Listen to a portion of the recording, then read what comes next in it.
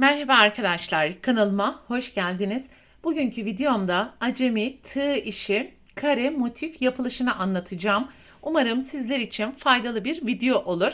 Anlatımını yapacağım kare motifi her türlü bebek battaniyesi, yatak örtüsü, kırlent, masa örtüsü ya da runner gibi farklı alanlarda değerlendirebilirsiniz.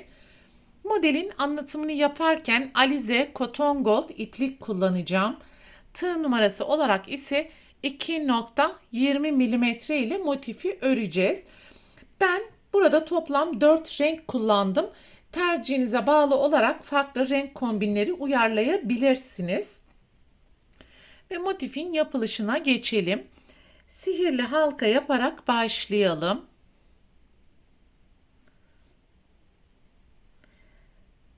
4 zincir, halkanın içerisine ikili trabzan, bir zincir, halkanın içerisine ikili trabzan ve bir zincir, tekrar halkanın içerisine ikili trabzan. Aralarında bir zincir ile sihirli halkanın içerisine toplam 12 tane yan yana boşluk oluşturalım.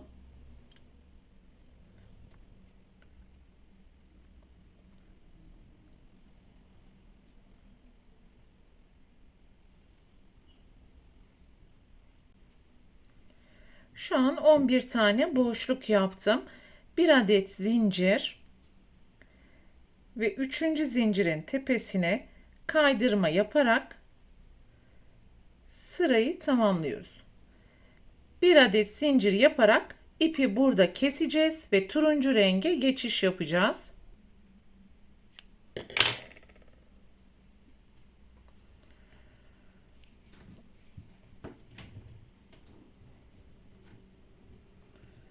Herhangi bir boşluğun içerisinden başlayabilirsiniz.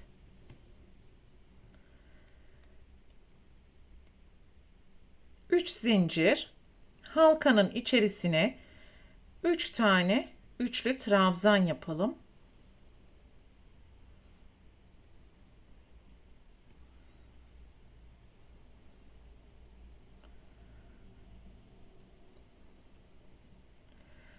Başlangıç zinciri ile birlikte toplam 4 tane yapmış olduk.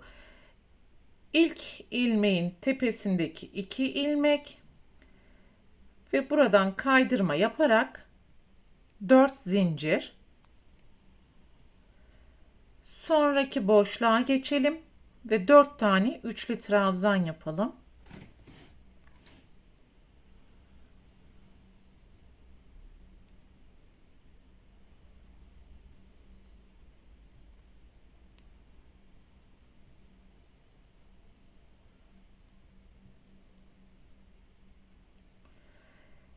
Birinci trabzanın tepesinde görünen 2 ilmeğin içerisinden tığ geçirdim ve kaydırma yaparak tekrar birleştirdim.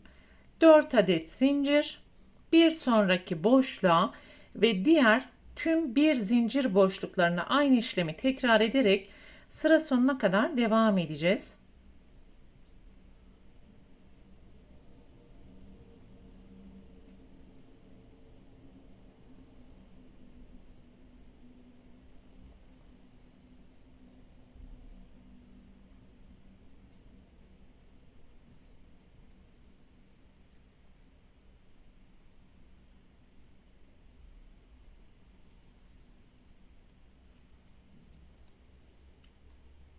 Sıra sonuna ulaştım ve en son 4 adet zincir yaptım. İlk yapmış olduğumuz popcorn'un tepesinden kaydırma, bir zincir ile ipi burada keselim ve 3. renge geçiş yapalım.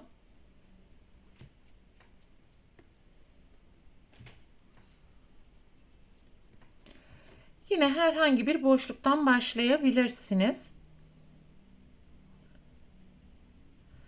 3 adet zincir, aynı boşluğun içerisine 3 tane ikili trabzan,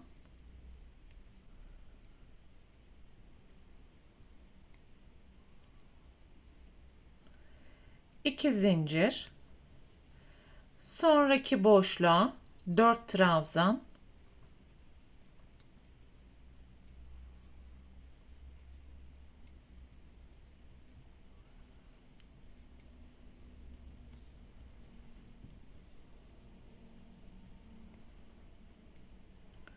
2 zincir ve diğer tüm zincir boşluklarının içerisine 4 tane trabzan yaparak sıra sonuna kadar devam edeceğiz. Her grup arasında da 2 adet zincir yapmayı unutmayalım. Sıranın sonuna geldiğimiz zaman 2 adet zincir ve ilk zincirin tepesine kaydırma yapalım.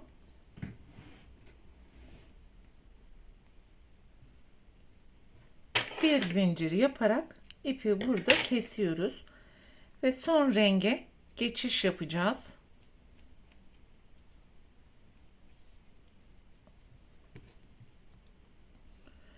Herhangi bir boşluktan başlayabilirsiniz. 2 zincir boşluğundan. 3 adet zincir. Aynı boşluğun içerisine 2 tane üçlü trabzan.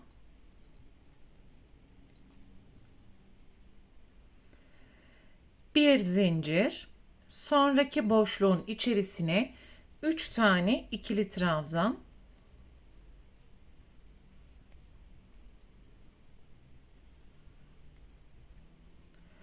üçlü trabzan yapmış olduğumuz yer birinci köşe ve köşeye yarım başlayacağız daima.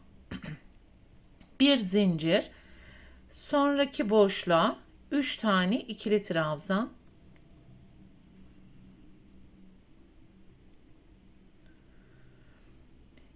2 tane ikili trabzan grubundan sonra ikinci köşeyi oluşturacağız. Bir zincir. Önce boşluğa 3 tane üçlü trabzan, 3 zincir, 3 tane üçlü trabzan yapalım.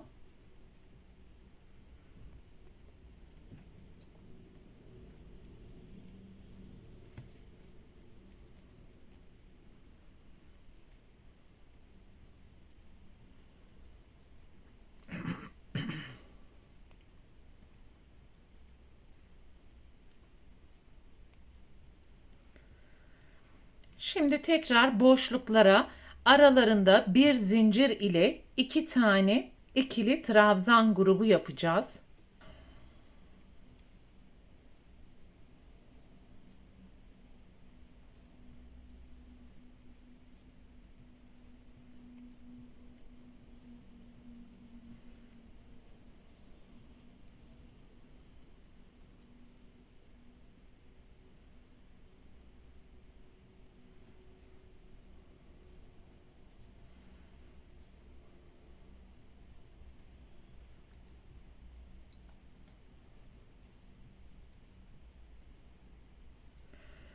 Üçüncü köşe için 3 trabzan, 3 zincir, 3 tane üçlü trabzan şeklinde sıra sonuna kadar yapmaya devam edelim.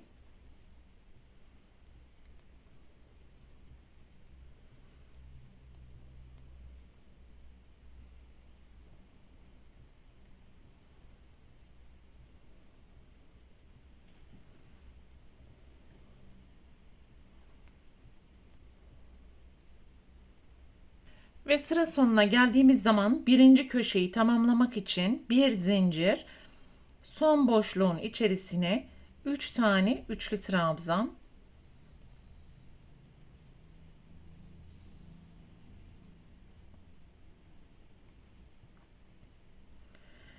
bir zincir, ilk zincirin tepesine yarım trabzan yapalım.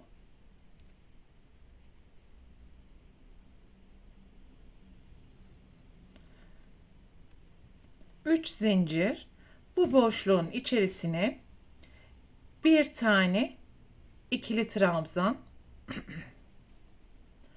alttaki 3 trabzanın tepesine yan yana 3 tane ikili trabzan. Artık son sırayı yapacağımız için 4 kenarı da ikili trabzan ile çevreleyeceğiz. Bir zincir boşluğuna bir trabzan, 3 trabzanın tepesine 3 trabzan. Sıra sonuna kadar bu şekilde yapmaya devam edeceğiz.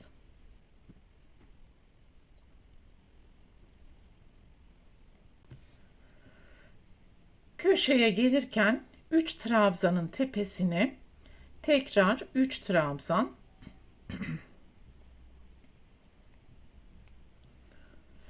bu kez köşeye 2 trabzan, 2 zincir, pardon 3 zincir, 2 tane ikili trabzan yapacağız.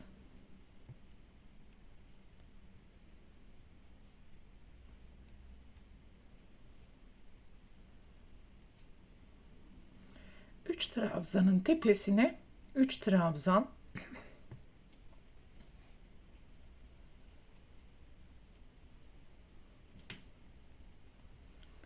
ve bu şekilde sıra sonuna kadar yapmaya devam edelim. Sıranın sonuna geldiğimiz zaman son boşluğun içerisine de 2 tane ikili trabzan,